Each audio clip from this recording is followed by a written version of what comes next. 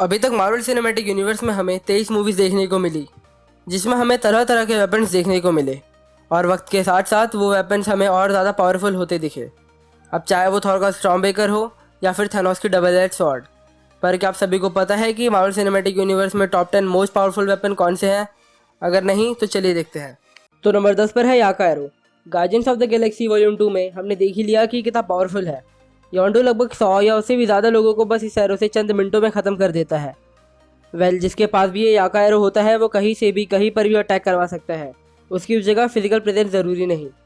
इसका बस single hit ही काफ़ी है कॉमन बींग्स के लिए।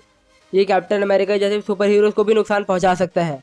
वैसे तो इसका एक डिसएडवांटेज भी है, ये एरो इस फिन के बिना कुछ नहीं, क्योंकि यही इसे कंट्रोल करता है और इस फिन को यूज़ करने के लिए एक्सट्रीम लेवल की मास्टरी हासिल करनी पड़ती है, जो कि इसे और डिफ़िकल्ट बनाता है यूज़ करने के लिए।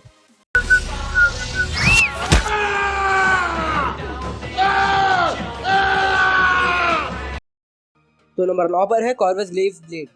एवेंजर इन्फिनिटी वॉर में इंट्रोड्यूस हुए ब्लैक ऑर्डर्स में कॉर्वस ग्लेव का ये blade one of the most powerful weapon है।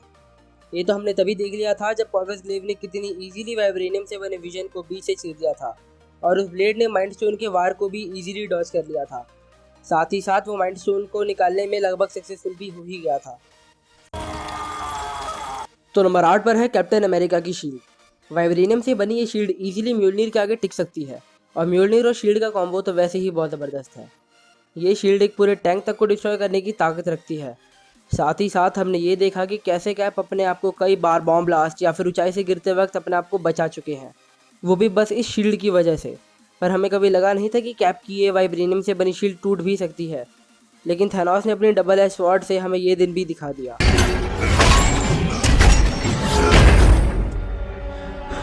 तो नंबर 7 पर है नेक्रो स्वॉर्ड।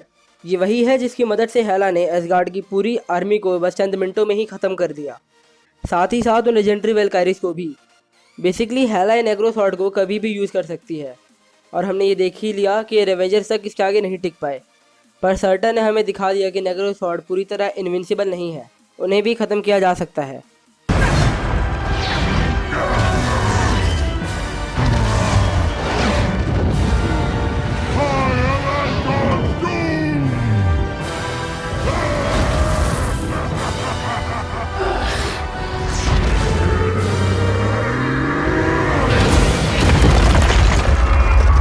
तो नंबर 6 पर है क्लोक ऑफ लेविटेशन।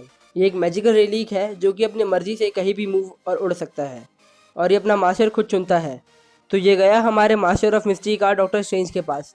ये अपने मास्टर की भी नहीं सुनता, ये वही मूव करता है जैसे ये चाहता है। एवेंजर इन्फिनिटी वॉर में जब इमोनी मॉ ने डॉक्टर स्ट्रेंज को अपने कब्जे में कर लिया था, तब इसी क्लोक ने हेल्प की थी उन्हें वहाँ से निकलने में। तो अब आप समझ ही सकते हैं कि क्यों ये इतना स्मार्ट और स्ट्रॉन्ग है। तो नंबर 5 पर है म्योल्निर, जिसको बनाया है नाइडर विलियर के ड्वार्फ ने उरू मेटल से। ये बहुत ही पावरफुल एन्चेंटेड हैमर है जिसे बस वही उठा सकता है जो वर्दी है। तो हेला, थॉर, ओडिन, विजन और कैप्टन अमेरिका, इन सभी ने ही म्योल्निर को उठा रखा है। वैसे ये म्योल्निर लाइटनिंग को कंट्रोल कर सकता है, उड़ने में मदद कर सकता है, साथ ही साथ ये हैमर कहीं भी हो इसका ओनर इसे कहीं से भी अपने पास ला सकता है, जैसा कि हमने थॉर को कई बार करते भी देखा है। What am I looking at? Oh, sometimes it takes a second.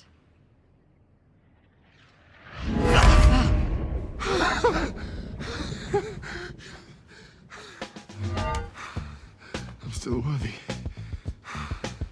तो नंबर 4 पर है थैनोस की डबल एज स्वॉर्ड। ये इतनी पावरफुल है कि एवेंजर्स एंड गेम की बैटल में थैनोस सिर्फ इसकी वजह से कैप्टन अमेरिका, आयरन मैन और थॉर तीनों से एक साथ टिक पाया। साथ ही साथ थैनोस ने आयरन मैन की रिपल्सर बीम्स को रोका, थॉर के दोबारा से थैनोस की गर्दन पर वार को भी रोका, वो भी म्योल्निर और स्टॉर्म ब्रेकर दोनों के साथ हुए वार को, और कैप की वाइब्रेनियम से बनी शील्ड को भी तोड़ डाला। ये सभी कुछ थैनोस कर पाया सिर्फ उसकी स्ट्रेंथ और अपनी डबल एज स्वॉर्ड के कारण। पर Scarlet which one of the most powerful being है एमसीयू में, जिसे थैनोस को एवेंजर्स एंड गेम में लगभग हरा ही दिया था।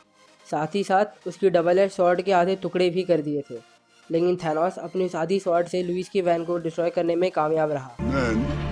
तो नंबर 3 पर है स्लिंग रिंग। बेसिकली एक मिस्टिकल ऑब्जेक्ट है जो कि अपनी पावर से यूनिवर्स के किसी भी 2 पॉइंट के बीच एक पोर्टल क्रिएट कर सकता है। अगर इस पर और ज़्यादा ध्यान लगाया जाए तो मल्टीवर्स के बीच भी पोर्टल खोले जा सकते हैं। ये वही लोग यूज़ कर सकते हैं जो मास्टर ऑफ मिस्ट्री का आर्ट है। जैसे अपने सॉर्सरर सुप्रीम डॉक्टर स्ट्रेंज।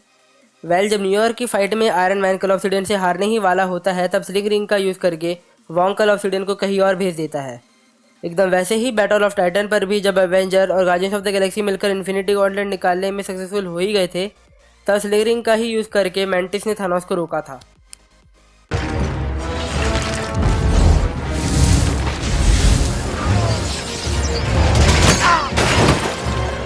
तो नंबर 2 पर है स्टॉर्म ब्रेकर। बेसिकली एक एक्स है जिसे बनाया है नाइट विलर के आखिरी बचे ड्वार्फ E3 ने। ये अभी तक का मोस्ट स्ट्रॉन्गेस्ट वेपन है पूरे एसगार्ड की हिस्ट्री में। और क्यों ना हो, थॉर ने स्टॉर्म ब्रेकर का ही यूज़ करके सारे इन्फिनिटी स्टोन्स के वार को डिफ्लेक्ट करते हुए थैनोस के सीने में वार किया। वो अलग बात है कि थैनोस फिर भी सक्सेसफुल रहा।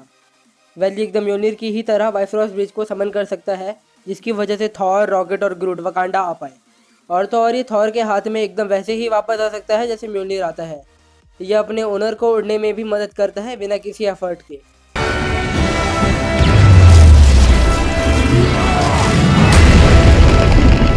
तो नंबर 1 पर है इन्फिनिटी गॉन्टलेट और इन्फिनिटी स्टोन्स।